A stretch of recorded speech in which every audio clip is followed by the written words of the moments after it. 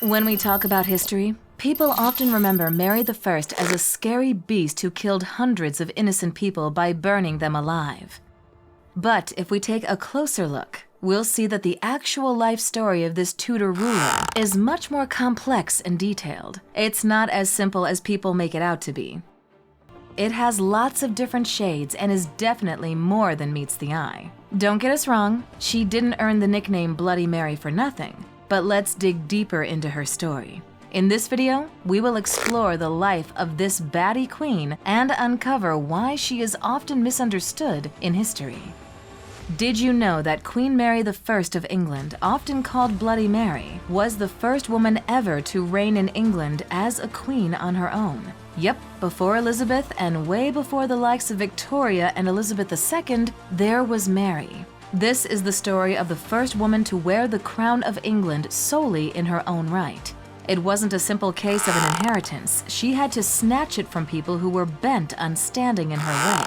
As historian Sarah Gristwood perfectly puts it, the story of Mary's rise is a stupendously brave move that was undertaken even though the odds of success seemed almost zero. The point came when she managed to replace Lady Jane Grey, known as the 9-Day Queen, and so on August 3, 1553, Mary made a triumphant entry into London and was received with thunderous applause. A then famous chronicler described the jubilation as something he had never seen before in his life. Fast forward some centuries and the memory of Mary isn't so pleasant. She landed the infamous title Bloody Mary. So how did this brave woman who had risen against all odds become a figure of hate? How did she go from being a hero to a monarch that people wanted to forget? She was no more violent than her father Henry VIII or other English rulers of the time. The transformation of her image to a cruel ruler was a result of sexism, changing national identity, and a good dose of propaganda.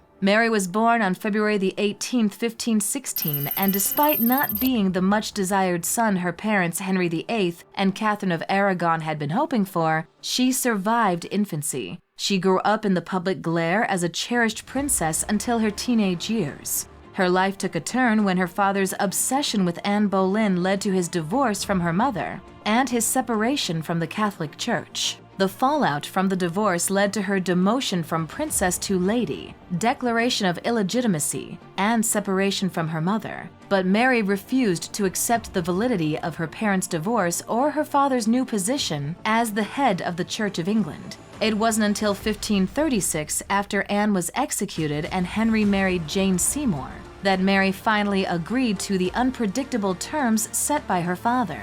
They say that power corrupts and absolute power corrupts absolutely. But what if it was the other way around? What if absolute power actually humanized a ruler who had been scorned and pushed aside her entire life? This seems to be the case with Mary I. She was welcomed back into the royal fold, outlasting Henry and 3 more stepmothers. Yet she had to stand by and watch as her younger half-brother Edward VI seized the throne in 1547. He was a hardline Protestant reformer, a stance that was fiercely against her staunch Catholic beliefs. When Edward passed away in 1553, he attempted to disregard his father's wishes by leaving the crown to a Protestant cousin named Jane, bypassing the rightful heirs, Mary and her young half-sister, the future Elizabeth I. Mary had the option to flee to relatives in Spain, but she made the brave choice to stay in England and fight for what was rightfully hers. She successfully slipped past the armies of her opponents and gathered support from nobles across the nation, eventually leading a march on London.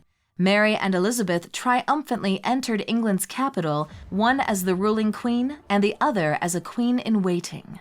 During her reign, which lasted 5 years, Mary faced numerous challenges as the very first English queen to wear the crown in her own right, not as a king's wife. She placed great importance on religion, introducing reforms and restrictions to re-establish the dominance of the Catholic Church in England. However, her reign was marred by controversy. She had around 280 Protestants burned at the stake, accusing them of heresy. This cruel action would later earn her the infamous nickname Bloody Mary. The Queen did some really important things that helped her famous follower Elizabeth. She helped improve how money was handled, boosted exploration, and made the Navy bigger.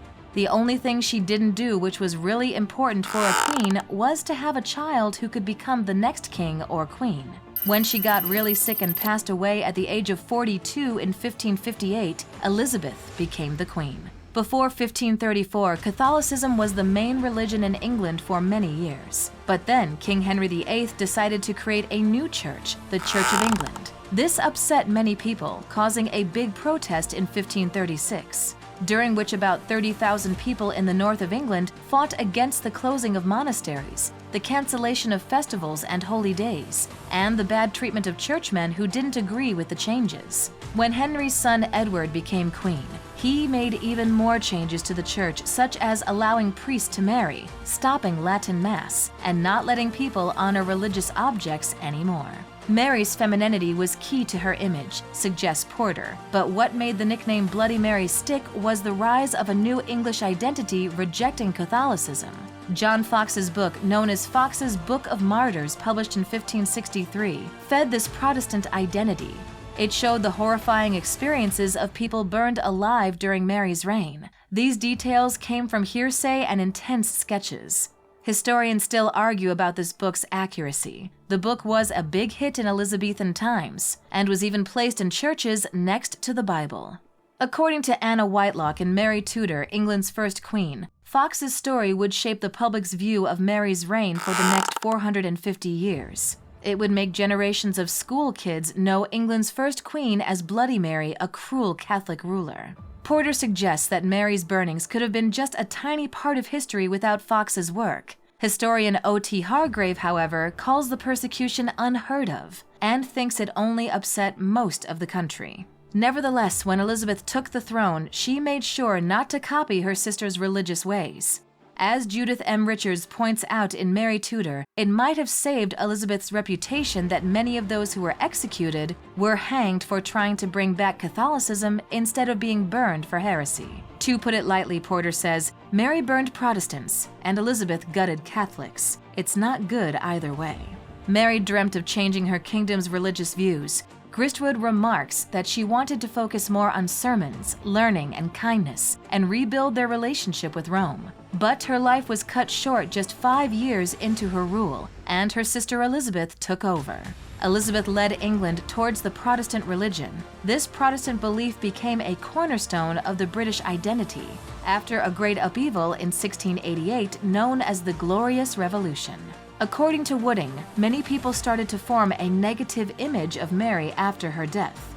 This image lasted for a long time since Protestantism was so important for British folks. Historian Thomas S. Freeman pointed out that people kept judging Mary by the standards of later centuries, where she often failed to impress. Mary holds a special place in British history regardless of what people think of her. She showed that women could rule just as powerfully as men. Whitelock wrote, Mary was a bright, politically savvy, and steadfast queen who was truly her own person. She paved the way for future rulers, reshaping the English monarchy. John White, a high-ranking churchman, gave a unique tribute to Mary at her funeral in December of 1558. She was a daughter, sister, and wife of kings. She herself was a queen, and by that same right, a king too.